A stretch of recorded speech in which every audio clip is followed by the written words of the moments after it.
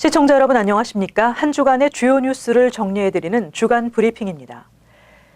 뉴욕 한인사회가 일본 상품 불매운동을 전개합니다.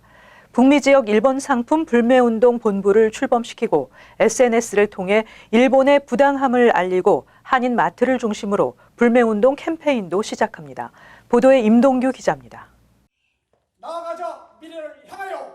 나아가자 미래를 향하여. 더 힘차게. 뉴욕에서 일본 제품 불매운동을 위한 조직인 북미 지역 일본 상품 불매운동 본부가 어제 저녁 플러싱에서 출범식을 개최했습니다. 한국에 대한 일본 정부의 경제 보복 조치에 맞서 한국 내 불매운동이 확산되고 있는 가운데 뉴욕과 뉴저지에서도 일본 제품 불매운동이 전개될 예정입니다. 한인 동포 30여 명이 참여한 출범식에서 북미 지역 일본 상품 불매운동 본부는 일본 정부의 경제 보복 조치는 경제 전쟁을 의미한다며 해외 동포들도 함께 힘을 합쳐야 일본의 도발에 승리할 수 있다고 말하며 많은 동포들의 참여를 당부했습니다. 아베 정권이 보복을 처리하고 꼬리를 내릴 때까지, 그리고 또 만일 한국 정부가 아베 정권하고 협상을 할 때도 협상력을 높일 수 있다는 의미에서 우리가 모두 힘을 합쳐서 정치적인 색깔에 관계없이 힘차게 힘을 합쳐서 독립운동하는 기분으로 우리 미주 동포들도 뭉쳐야 한다 생각합니다. 일본 제국주의의 침략을 또다시 받게 되고 우리 대한민국이 위태롭다라고 하는 그러한 생각에서 각자가 최대한으로 일본 상품 불매를 하고 나아가서 일본에 가지 않겠다는 거, 일본과 관련된 모든 비즈니스 트랜잭션도 중단하겠다고 하는 겁니다. 북미 지역 일본 상품 불매운동 본부는 앞으로 SNS와 대형 한인 마트 방문 등을 통해 일본 제품 불매운동과 일본 관광 자제 등 일본 정부의 경제 보복 조치가 부당함을 알리는 홍보를 진행할 예정입니다. KBN 뉴스 임동규입니다. 미국 국방부는 한국이 한일 군사정보보호협정 지소미아를 연장하지 않기로 결정한 것과 관련해 한일 양국이 조기에 이견을 해소하길 희망한다는 입장을 밝혔습니다. 국방부 데이비드 이스트번 대변인은 지소미아 종료에 대해 한일 양국이 이견 해소를 위해 함께 협력하길 권장한다며 양국이 신속하게 이를 할 수 있기를 희망한다고 말했습니다.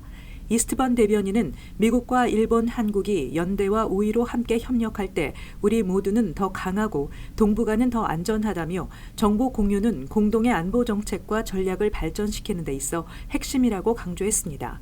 미국의 주요 언론들도 지소미아 종료로 인해 주요 동맹국인 한국과 일본의 관계 악화, 한미일 안보 협력이 약화할 가능성에 대한 우려를 제기했습니다.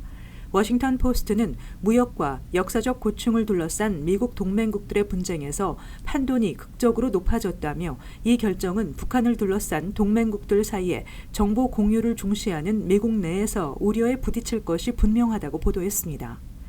뉴욕타임즈는 한국의 결정은 한일 간 긴장이 극적으로 고조되고 있음을 보여주는 움직임이자 이 지역에서 미국의 존재감이 얼마나 줄어드는지를 보여주는 최신 증거라고 강조했습니다. 월스트리트저널도 지소미아에 대해 2016년부터 북한의 미사일 발사와 병력 이동 등 민감한 군사정보와 중국, 러시아와 같은 영내 강대국들에 대한 정보 전달을 위한 직통 채널이라며 이번 결정으로 미국의 동맹 네트워크를 약화한다고 우려했습니다. 트럼프 행정부의 공적 부조 개정안 시행이 임박한 가운데 개정안은 이민 심사에 크레딧 점수를 반영하도록 하고 있어 크레딧 점수가 낮을 경우 영주권을 못 받는 것은 물론 비자를 받지 못해 미국 입국마저 어려워질 것으로 예상되고 있습니다. 사상 초유의 크레딧 점수 이민 심사가 조만간 현실화될 것이라고 월스트리트저널이 보도했습니다. 공적 부조 개정안에 따르면 영주권과 비이민 비자 심사에서 신청자의 크레딧 점수와 기록을 검토해 크레딧 점수가 미국인 평균치보다 낮을 경우 부정적인 영향을 미치게 됩니다. 개정안은 좋은 크레딧 점수를 미국 소비자들의 평균에 근접하거나 이보다 높은 점수라고 규정하고 있어 크레딧 점수가 낮을 경우 영주권이나 비이민 비자 취득이 어려울 수 있습니다. 월스트리트저널에 따르면 지난해 4월 기준 미국인들의 평균 크레딧 점수는 850점 만점에 704점을 기록함에 따라 700점을 넘지 못할 경우 영주권을 못 받을 수도 있을 것으로 보입니다. 국토안보부는 개인의 페이먼트 히스토리와 현재의 부채 상태, 취업과 거주 기록, 소송이나 파산 전력이 포함된 크레딧 리포트는 영주권 승인 여부를 판단하는 좋은 자료가 될 수 있다고 밝혔습니다. 월스트리트저널은 미국 체류 기간이 짧아 크레딧 히스토리를 충분히 증명하지 못해 크레딧이 낮을 경우 이번 개정안으로 인해 이민 심사에서 부정적으로 작용할 수 있다고 분석했습니다. 한편 이민법 전문 이미그레이션로.com에 따르면 법무부는 이민심사 행정국과 이번 개정안이 이민 재판 과정에서 반영될 수 있도록 이민법원 규정 수정 작업에 착수한 것으로 알려졌습니다. 트럼프 대통령이 불법 이민뿐만 아니라 합법 이민까지 강경 대응하고 있는 가운데 출생 시민권 제도의 존속 여부도 심각하게 검토하고 있다고 밝혀 주목되고 있습니다. 또 불법 이민자 가족을 제한 없이 구금할 수 있도록 하는 새 규정도 발표했습니다. 트럼프 대통령은 어제 백악관에서 기자들에게 출생 시민권 제도의 중단을 심각하게 검토하고 있다고 말했다고 로이터 통신이 보도했습니다. 미국의 출생 시민권 제도에 따라 원정 출산도 많아 그동안 논란이 되어 왔지만 출생 시민권 제도가 없어지면 학업과 근로 등의 이유로 미국에 체류하는 중 태어나는 아이들의 미국 시민권 취득도 어려워지게 됩니다. 트럼프 행정부는 또 그동안 불법 이민 아동을 20일 이상 구금할 수 없었던 것을 기한 없이 구금할 수 있도록 하는 새 규정도 발표했습니다. 트럼프 대통령은 불법 이민자들이 미국에 올 때 자녀를 데려와 망명 심사가 진행되는 도중에 석방되는 경우가 많아 불법 이민자 수가 대폭 증가한 것이라는 주장입니다. 트럼프 대통령은 지난해 불법 이민자 부모와 자녀를 격리해 각각 다른 기간 동안 구금하는 정책을 폈다 비난이 빗발치자 폐기한 바 있습니다. 정부는 불법 이민자들이 아이들과 국경을 넘어온 뒤 20일이 지나 석방이 되면 미국에서 살 수 있다는 생각에 제동을 걸고 불법 이민을 억제하는 효과가 발생할 것으로 보고 있습니다. 새 규정은 60일 이내에 시행되는데 아동 장기 구금에 따른 비판과 관련 단체의 법적 대응이 예상되고 있습니다. 뉴저지 한인회가 다음 달 추석맞이 대잔치를 개최합니다. 한인회는 다양한 볼거리와 먹거리를 준비하고 있다며 한인들의 많은 참여를 당부했습니다. 올해는 한국의 한복 명인이 직접 만든 한복 패션쇼와 전통 혼례 등 색다른 이벤트도 열립니다. 임동규 기자가 전해드립니다. 뉴저지 한인사회의 최대 행사로 꼽히는 제18회 추석맞이 대잔치가 오는 9월 21일, 22일 양일간 리치필드 오버팩 공원에서 개최됩니다. 행사를 주관하는 뉴저지 한인회는 오늘 기자회견을 열고 올해 추석맞이 대잔치의 행사 내용을 소개했습니다.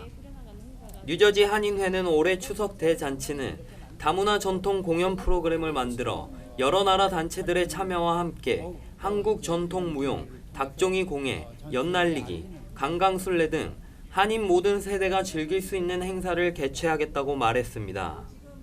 특히 1세대, 2세대, 3세대 그리고 다양한 타민족들이 어우러지는 그런 행사가 되도록 굉장히 많이 노력을 하고 있습니다. 그 예로 우리 이번에 시니어 퀸즈 선발대회를 하기로 했습니다. 그래서 모든 시니어들이 당일날 오셔서 옛날에 그 복고풍을 재현을 해주시면 됩니다.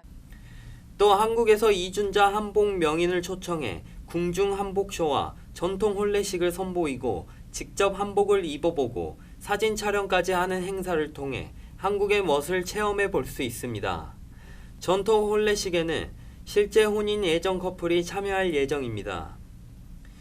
이 밖에도 태권도 시범 공연, 어린이 미술 대회, 연예인 공연 등이 준비되어 있으며 노래 실력을 뽐낼 수 있는 K-팝 콘테스트, 미시 뷰티 모델 선발대회, 시니어 퀸 선발대회 등 다양한 콘테스트를 통해 많은 경품이 준비되어 있습니다. 참가 문의와 벤더 참여 문의는 뉴저지 한인회로 하면 됩니다. KBN 뉴스 임동규입니다. 앞으로 2년 안에 미국의 경기 침체가 올 것이라는 경제학자들의 전망이 나왔습니다. 중국과의 관세 전쟁과 행정부의 재정 적자 증가가 주요 원인으로 지목되는데요. 트럼프 대통령은 금리 인하의 양적 완화를 촉구했습니다. 임동규 기자입니다. 경제학자들이 도널드 트럼프 대통령의 경제 정책들이 2021년 말 이전에 미국의 경기 침체를 가져올 위험이 있는 것으로 보고했습니다. 전미실물경제협회가 226명에 달하는 미국의 경제학자들을 대상으로 실시한 여론조사에 따르면 전체 응답자의 74%가 경기 둔화로 미국 경제가 경기 침체에 빠질 것이라고 응답한 것으로 나타났습니다.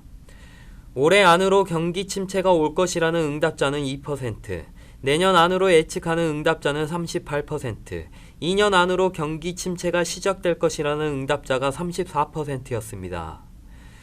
경제학자들은 이전부터 트럼프 행정부의 관세 부과 정책과 재정 적자 증가가 결국 미국 경제를 해치게 될 것이라고 말해왔습니다. 미국과 중국은 지난해부터 잇따라 추가 관세 부과로 인해 교역량이 크게 감소하고 있습니다. 미중 무역 협상과 관련 포괄적인 합의가 도출될 것이라고 기대하는 경제학자는 5%에 불과했으며 64%는 의미 있는 합의는 이루지 못하고 피상적인 합의에 그칠 것으로 예상했으며 아무 합의도 이뤄지지 않을 것이라고 비관적으로 보는 전망도 25%에 달했습니다. 한편 트럼프 대통령은 오늘 기준금리 인하와 양적 완화를 촉구했습니다. 트럼프 대통령은 트윗을 통해 아마 일부 양적 완화와 함께 기준금리가 꽤 단기간에 최소한 1%포인트 인하돼야 한다면서 그것이 일어나면 우리 경제는 더 좋아질 것이고 세계 경제도 현저하고 빨리 개선될 것이라고 밝혔습니다. KBN 뉴스 임동규입니다. 미국의 경기 침체를 예상하는 지표가 잇따르고 있는 가운데 백악관이 급여세 인하 등 경기 부양책을 검토하고 있는 것으로 드러났습니다. 계속해서 임동규 기자가 전해드립니다. 도널드 트럼프 대통령이 최근 불거진 경기 침체 논란을 부정하고 있는 가운데 정부와 백악관에선 경기를 부양하기 위한 정책적 논의가 계속되고 있는 것으로 알려졌습니다. 워싱턴 포스트는 복수의 백악관 고위 관계자의 말을 인용해 백악관이 경기 침체를 막기 위해 최근 여러 가지 감세안을 검토하고 있으며 그중 한시적으로 급여세를 인하하는 방안이 포함됐다고 전했습니다. 백악관은 실제로 이날 관련 회의를 갖고 급여세 인하를 포함한 각종 세제 인하 방안을 검토한 것으로 전해졌습니다. 한 백악관 관계자는 백악관 내 핵심 경제 관료들 사이에서 경제 성장 우려에 대비한 대책 마련에 들어간 것은 사실이라며 그러나 아직 초기 논의 단계이며 다른 세제 인하 방안도 검토되고 있다고 워싱턴 포스트는 전했습니다. 급여 생활자의 월급의 6.2%를 걷어 사회보장 프로그램 운영에 쓰는 급여세를 인하하는 정책은 중상층의 구매력을 높여 경기 부양 효과가 큰 정책입니다. 버락 오바마 행정부는 2008년 외환 위기 후 경기 회복이 더디자 2011년, 2012년 급여세를 4.2%로 낮춰 이를 통해 한 해에 1,000억 달러 규모의 세금을 감면해 근로자들의 소비 활동을 진작시켰습니다. 그러나 백악관은 공식 성명에서 감세안을 검토 중이나 현 시점에서 급여세 인하를 검토하고 있지 않다고 밝혔습니다. KBN 뉴스 임동규입니다.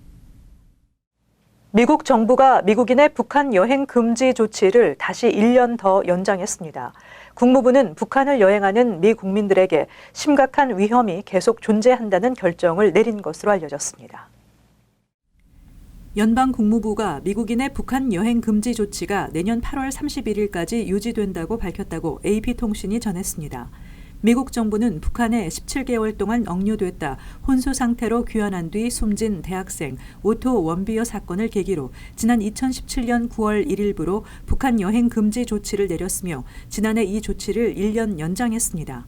이번 조치는 북미 간의 실무 협상이 조만간 재개될 것으로 예상되는 가운데 북한의 실질적인 비핵화 조치 없이는 제재 완화나 해제는 없다는 미국의 원칙을 재확인하며 북한의 태도 변화를 압박하는 것으로 풀이됩니다. 이번 주 연방관보에 게재될 공고문에 따르면 국무부는 북한을 여행하는 미 국민들에게 체포와 장기 구금에 심각한 위험이 계속 존재한다는 결정을 내린 것으로 알려졌습니다. 불법 체류 신분 학생에게도 학자금 보조 신청 자격을 부여하는 드림 법안이 뉴저지주에서 시행되고 있는데요. 뉴저지 고교를 3년 이상 다니고 뉴저지 대학에 진학한 불법 체류 학생도 주정부의 학자금 보조 프로그램을 신청할 수 있습니다. 오는 가을 학기에 대학에 입학하는 불법 체류 학생은 9월 15일까지 신청을 마쳐야 합니다. 자세한 신청 방법은 주 고등교육지원국 웹사이트에서 확인하실 수 있습니다. 이상으로 KBN 주간 브리핑을 마칩니다. 시청해주신 여러분 고맙습니다.